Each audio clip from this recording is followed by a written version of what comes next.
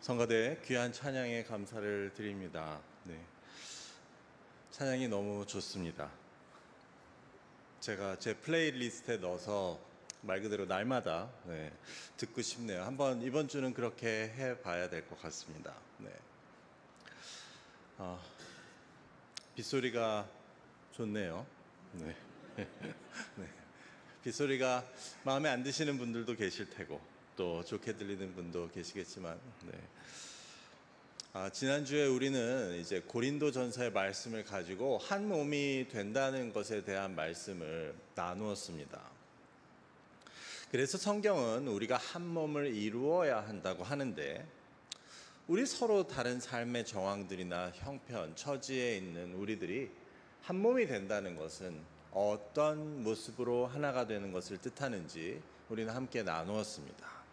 그 내용으로는 첫째로 그 하나됨의 근거는 바로 성령님의 계시다는 것이었습니다.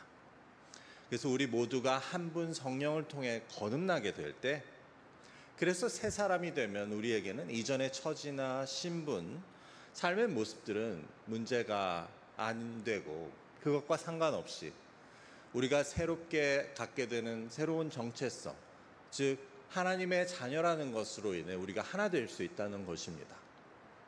그래서 우리가 서로를 대할 때 나도 하나님의 자녀고 저 사람도 하나님의 자녀라면 다른 것은 문제없이 우리가 한 몸이 될 수 있다는 것입니다.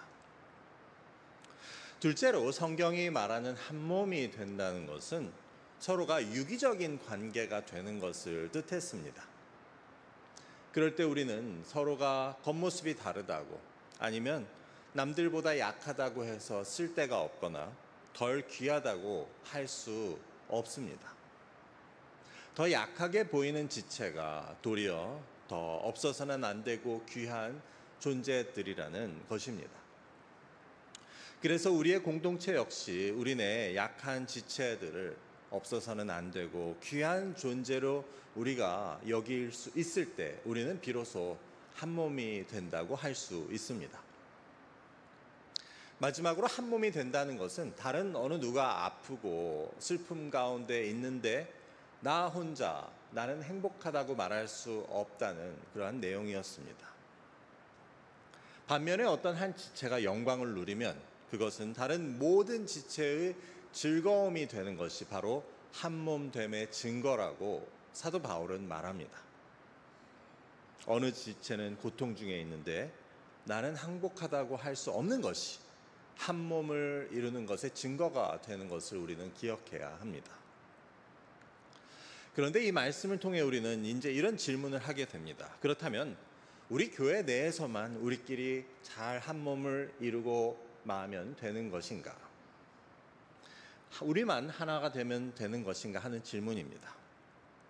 아니면 하나님의 뜻은 이 교회를 넘어서 이 온 세계, 즉 하나님의 이 창조하신 세상이 하나가 되는 것을 원하시는 것인지에 대해 질문을 갖게 됩니다.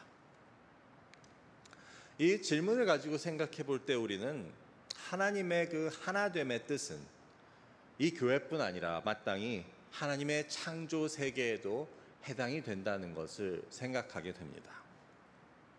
하나님께서는 하나님이 창조하신 이 온 세계가 하나의 몸으로, 즉 평화 속에서 공존하는 것을 바라십니다.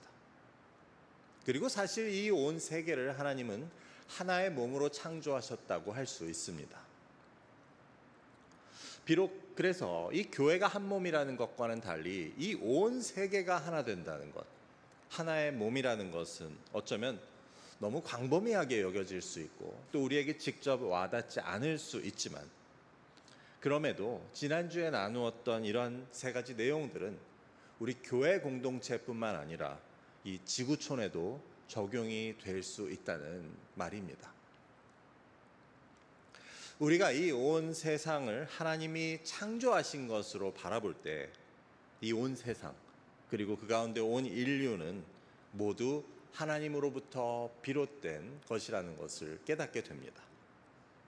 그러니 이 온 세계와 이 온 인류는 하나님 안에서 하나, 즉 한 몸이라는 것입니다.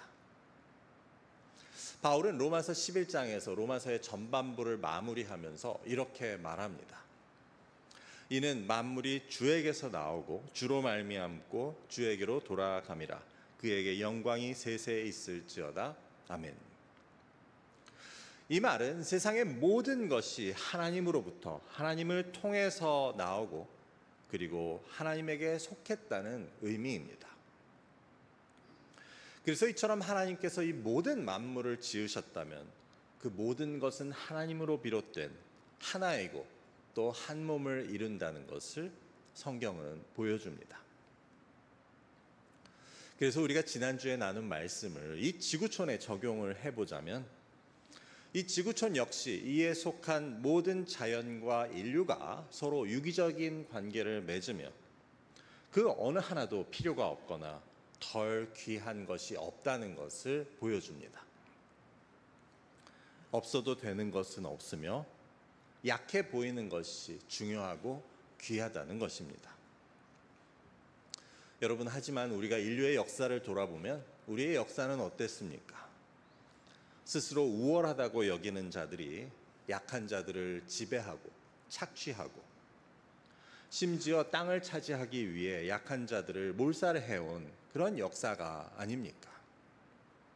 이에 더하여 하나님이 창조하신 이 자연을 하나님께서는 인간이 보호하고 또 보존하도록 명령하셨지만 우리는 자기 이익을 위한 무분별한 개발과 또 훼손으로 환경과 자연을 파괴하고 이로 인해 오늘날 지구상에는 많은 문제들이 일어나고 있는 것들을 우리는 직접 목격하게 됩니다. 이것은 바로 이 지구가 유기체라는 것을, 즉 한 몸이라는 것을 우리에게 보여줍니다. 우리가 이 지구상의 타인과 이 자연에게 행한 모든 것들은 결국 우리에게 돌아오게 되어 있고 또한 우리가 그 값을 치루어야 한다는 것을 오늘날 우리는 깨닫게 됩니다. 그래서 오늘의 사회는 지속 가능성, 즉 우리가 이 자연과 생활, 환경, 사회를 어떻게 하면 끝나지 않고 계속되는 방향으로 유지해 갈 수 있는지를 꽤 오랫동안 논의하게 되었지만 사실 이런 논의는 가장 먼저 교회에서 나왔어야 하는 것이 아닌가 하는 생각을 하게 됩니다.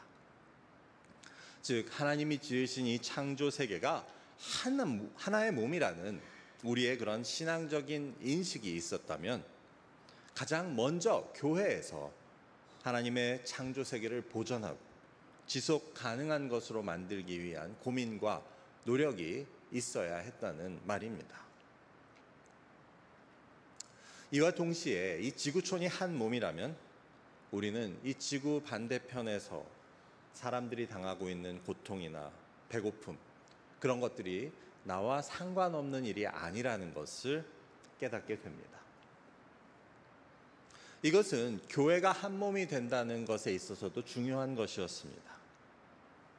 그래서 우리가 지구 반대편에서 일어나고 있는 전쟁이나 테러 혹은 기근으로 인해 목숨을 잃고 있는 자들에 대해서 그것을 나와는 상관없는 일 혹은 나와는 관계없는 다른 먼 나라의 일로 여기기보다는 같이 한 몸을 이루고 있는 지체의 고통으로 우리가 그것을 함께 나누는 것이 하나님의 뜻이라는 사실입니다. 왜냐하면 분명히 하나님께서도 그런 모습을 보시며 지금도 가슴 아파하고 안타까워하고 계실 것이기 때문입니다. 바로 지난주에도 얼마나 많은 사람들이 어린아이들을 포함한 많은 생명들이 목숨을 잃거나 또 다치게 되었는지 우리는 뉴스를 통해 보지 않았습니까? 그렇다면 우리는 이것 역시 나와 상관없는 이야기가 아니라는 것을 알고 안타까워하고 가슴 아파하실 그 하나님의 시선으로 이런 일들을 바라볼 수 있어야 합니다. 자, 그런데 우리는 여기서 이제 현실적이고 중요한 질문을 하지 않을 수 없습니다.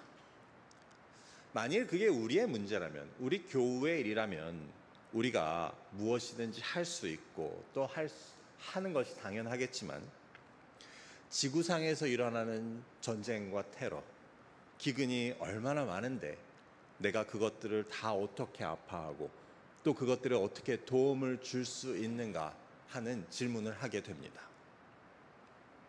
이에 더하여 하나님께서 창조하신 이 자연 환경이 죽어가고 파괴되는 것에 대해서도 나 한 명이 과연 무엇을 할 수 있는가 하는 질문입니다. 내가 그것들을 위해서 할 수 있는 일이 무엇이 있고 또 한다 한들 그것이 얼마나 차이를 가져오겠나 하는 의문을 우리는 갖게 됩니다. 여기서 우리는 오늘 말씀에 주목하게 됩니다. 오늘 말씀은 그 큰 무리 앞에 계신 예수님을 보여줍니다. 14절에 보면 먼저 예수님께서는 그 무리들을 보고 그들을 불쌍히 여기십니다. 그래서 그 중에 있는 병자들을 고쳐주십니다. 여기서 예수님께서 그들을 불쌍히 여기셨다는 것은 어떻게 보면 그냥 지나가는 말로 들릴 수 있지만 이는 사실 예수님께서 보여주신 우리 믿는 자들, 그리스도인들이 가져야 할 중요한 성품 내지 태도를 보여줍니다. 그것은 공감과 긍휼입니다. 그래서 예수님은 그 큰 무리를 보실 때 그들의 필요와 요구, 안타까움과 간절함을 같이 느끼십니다. 그래서 이런 공감을 바탕으로 예수님께서는 그들을 긍휼히 여기십니다. 그리고 그 긍휼이 행동으로 이어지게 되는 것을 우리는 볼 수 있습니다. 그런데 그렇게 예수님을 따르는 큰 무리는 하루 종일 예수님을 따라다니고 말씀을 듣느라 식사도 하지 못한 채 저녁 때가 된 것입니다. 그러자 제자들은 예수님께 여기는 빈 들이고 먹을 것도 없으니 사람들을 보내서 각각 자기 마을로 돌아가서 먹을 것을 사 먹게 하는 게 어떠냐고 묻습니다. 이것들은 지극히 상식적인 그러한 생각이었습니다. 그 큰 무리는 누가 뭐라고 하지 않으면 예수님을 떠나지 않을 분위기였고 그렇다고 그 수많은 무리를 먹일 음식도 그들의 손에는 없었기 때문입니다. 그런데 여기에 대한 예수님의 반응에 우리는 주목하게 됩니다. 16절의 말씀입니다. 예수께서 이르시되 갈 것 없다. 너희가 먹을 것을 주라. 예수님은 사람들을 보낼 것이 없다고, 그럴 필요가 없다고, 너희가 먹을 것을 주라고 하십니다. 물론 이거는 제자들이 듣기에는 말이 안 되는 이야기였습니다. 뒤에 가보면 거기 모인 무리들은 여자와 어린아이들을 제외하고도 5,000명이 넘는 무리였다고 합니다. 그런데 어디서 그들에게 그들 모두를 먹일 음식이 나겠습니까? 그래서 제자들은 예수님께 우리가 가진 것은 떡 5개와 물고기 2마리 뿐이라고 하고 예수님은 그것을 가져오라고 하신 후에 이를 가지고 축복하고 나눠 주시니 그 모든 무리가 배불리 먹고도 12광주리가 가득 차게 음식이 남았다는 이야기입니다. 이 이야기를 들으면 우리는 앞서 우리가 했던 질문에 대해 예수님께서 뭐라고 대답하시는지 들리는 것 같지 않습니까? 즉, 이 지구상의 많은 테러와 전쟁, 기근으로 고통을 받는 수많은 사람들과 또한 사람들의 무분별한 사용으로 죽어가는 이 자연을 위해서 나 한 명이 과연 무엇을 할 수 있는가 하는 질문에 대한 예수님의 대답 말입니다. 제자들은 예수님께 우리가 어떻게 이 수많은 사람들을 먹이냐고 묻고 있었습니다.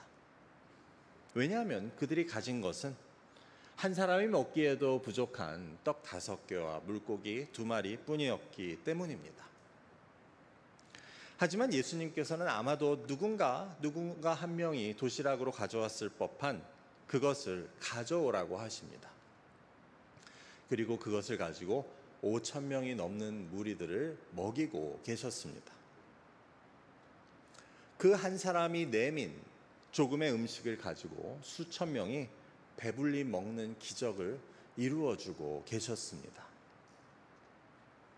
그래서 우리는 이 말씀을 보며 하나님의 뜻과 또 하나님의 능력에 대해서 동시에 깨닫게 됩니다. 기근으로 죽어가는 수많은 아이들을 위해서 내가 무엇을 할 수 있는지 망설이는 우리들에게 예수님께서는 네가 가진 것을 가져오라고 말씀하십니다. 다시 말해 네가 할 수 있는 것을 하라고 하십니다. 그것이 비록 너무 보잘것없어 보여도, 그래서 그것을 가지고 뭘 할 수 있을지 의심이 들어도 가져오라고 하십니다. 그리고 하나님께서는 그런 우리의 손길을 통해, 작은 실천을 통해 기적을 이루시겠다는 것을 보여주십니다. 예수님께서는 그 큰 무리가 먹을 것이 없을 때 그 떡 5개가 없었다고 그들을 만약에 뜻하셨다면 먹이지 못하셨을까요?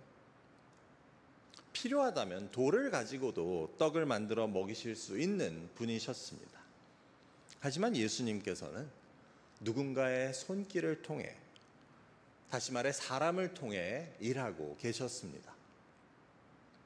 누군가가 내민 그 떡 5개를 가지고 놀랍고 큰 일을 이루고 계셨습니다.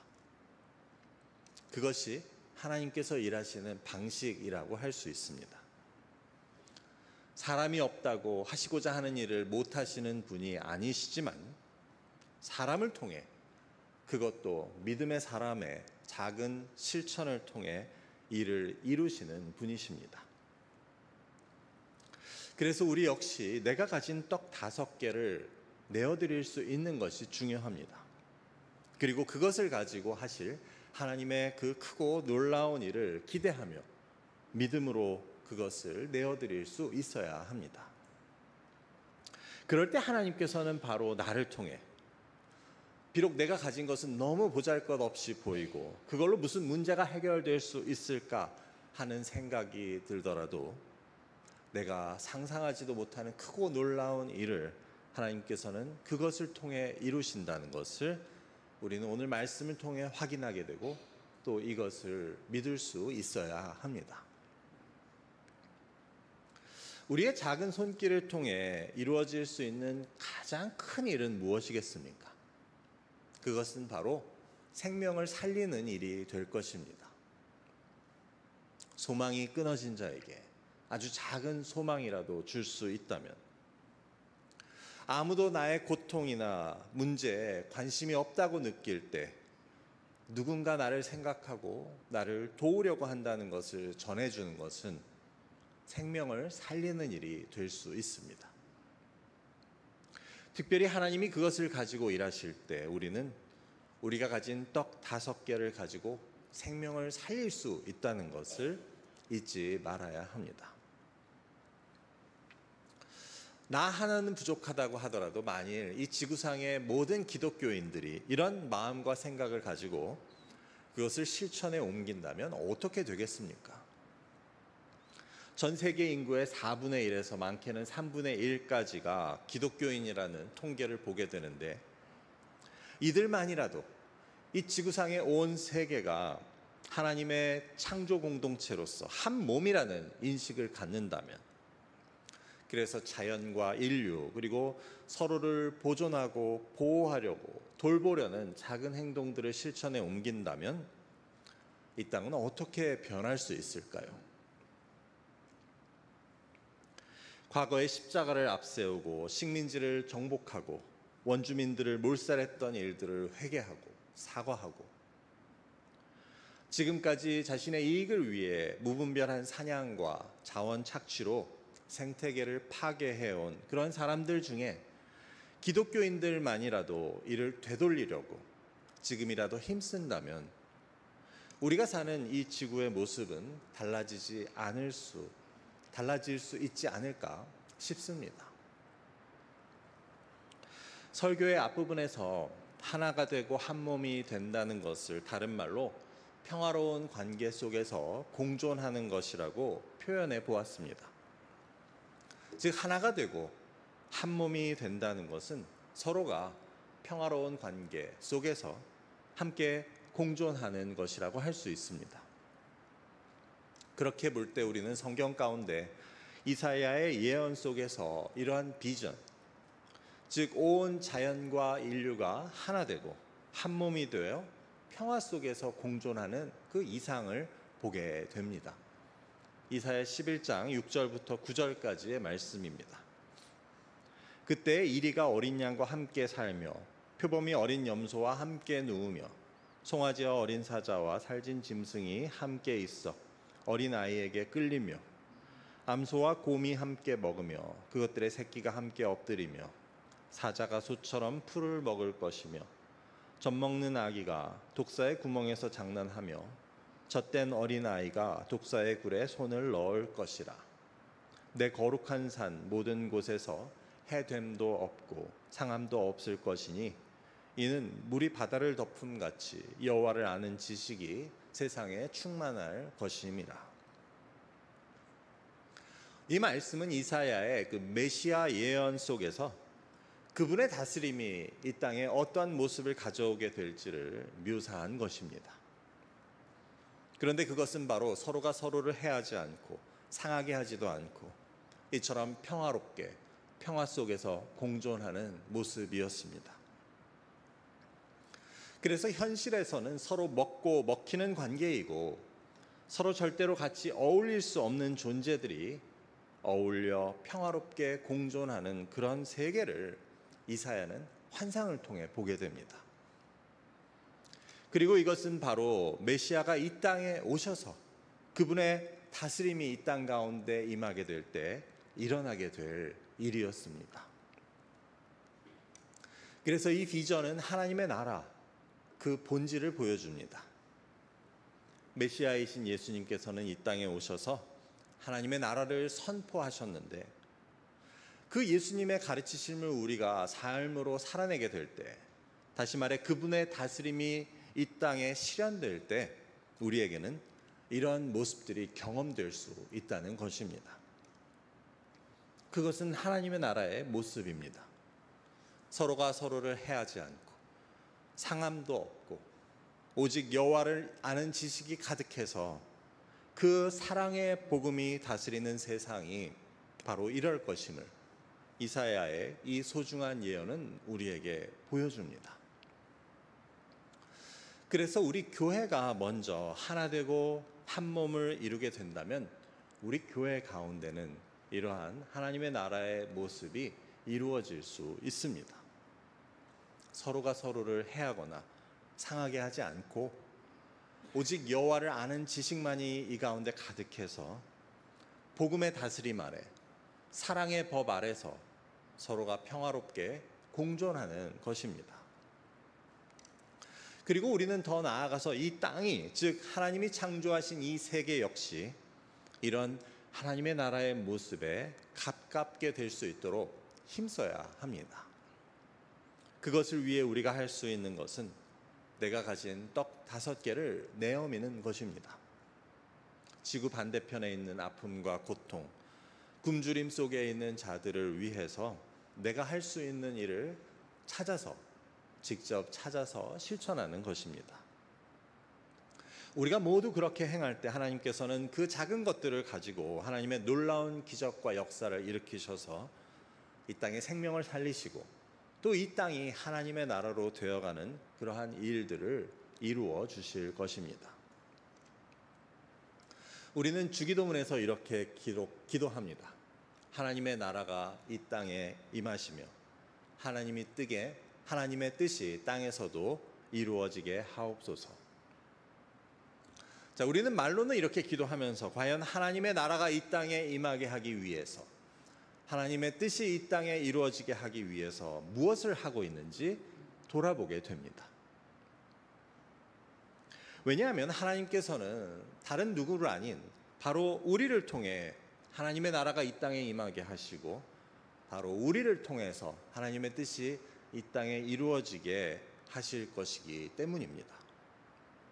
그래서 이 기도는 단지 하나님께 드리는 부탁이 아니고 우리의 믿음의 다짐이 되어야 합니다. 그래서 매주 주기도문을 드리며 내가 하나님의 나라와 하나님의 뜻이 이 땅에 이루어지게 하기 위해 무엇을 하고 있는지, 나는 지금 이 땅에서 무엇을 하고 있는지를 돌아볼 수 있어야 합니다. 예수님께서는 우리에게 너희는 먼저 그의 나라와 즉 하나님의 나라와 하나님의 뜻을 구하라고 말씀하십니다. 그러면 나머지 것들은 모두 이루어 주시겠다고 하십니다. 이것 역시 마찬가지입니다. 우리가 먼저 하나님의 나라와 하나님의 뜻을 구한다는 것은 그냥 말로 구하는 것을 뜻하지 않습니다. 우리가 그것을 위해 무엇을 하느냐, 무슨 일을, 무슨 행동을 하느냐를 뜻합니다. 그래서 우리가 하나님의 나라와 하나님의 뜻을 위해 나의 작은 행동들을 실천에 옮길 때 하나님께서는 우리에게 그 모든 것을 이루어 주실 것입니다. 오늘 말씀을 통해 깨닫게 되는 것은 한 몸이 되고 하나가 되기 위해서는 분명히 이를 위한 나의 실천이 있어야 한다는 것입니다. 이것은 예수님께서 이 땅에 오셔서 보여주신 그 공감과 긍휼 그리고 그로부터 이어지는 실천의 바탕을 둔 것입니다. 그리고 사실 우리는 예수님의 그러한 공감과 긍휼의 여기심 그리고 실천을 통해서 구원을 얻게 된 생명을 얻게 된 자들입니다. 그래서 우리 역시 그 은혜를 생각할 때 예수님을 따라 행하고 그래서 하나님의 뜻에 따라 공감과 긍휼 그리고 실천을 통해 생명을 살리는 일에 동참하는 그것이 바로 우리를 향한 하나님의 뜻이라는 것을 알게 됩니다. 이에 더하여 우리는 한 몸을 이루고 하나가 된다는 것은 결국은 하나님의 나라를 이루게 되는 것임을 또한 알게 됩니다. 그래서 우리는 먼저 이 몸된 그리스도의 몸된 교회 공동체를 하나님의 나라가 되게 하는 것, 이 가운데 하나님의 나라가 실현되게 또한 우리가 이를 통해 하나님의 나라를 경험할 수 있게 하기 위해 힘써야 하고 또 우리의 실천을 교회 밖의 하나님의 창조 세계까지 넓혀야 한다는 것을 깨닫게 됩니다. 하나님의 나라가 이 땅에 임하시고 하나님의 뜻이 이 땅에서도 이루어지기를 간구하는 하나님 나라의 백성들답게 이를 위한 실천을 행동에 옮겨 그것을 통해 일하시는 하나님의 놀라운 능력과 기적을 체험하실 수 있는 저와 여러분 모두가 되시기를 주님의 이름으로 축원합니다. 기도하겠습니다. 아버지 감사합니다. 오늘 예수님께서 제자들에게 하신 말씀을 통하여서 오늘 우리에게 하시는 말씀을 듣게 하시니 감사합니다. 아버지 하나님, 그 많은 무리들을 보시고 그들의 아픔과 굶주림을 공감하시고 또한 그로부터 긍휼한 마음을 갖고 또 그들을 먹이신 예수님을 보며 우리 역시 하나님이 창조하신 이 창조 세계가 한 몸이라는 것과 다른 이들의 고통과 지구 반대편의 슬픔이 나와 상관없는 것이 아니라는 것을 깨닫게 됩니다. 저희도 저희의 작은 손을 펴서 저희의 작은 떡 5개를 통해 하나님이 하실 크고 놀라운 일들을 기억하며 또한 생명을 살리는 하나님의 일에 동참할 수 있는 주의 백성들이 될 수 있도록 인도하여 주옵소서. 감사하며 예수 그리스도의 이름으로 기도드립니다. 아멘.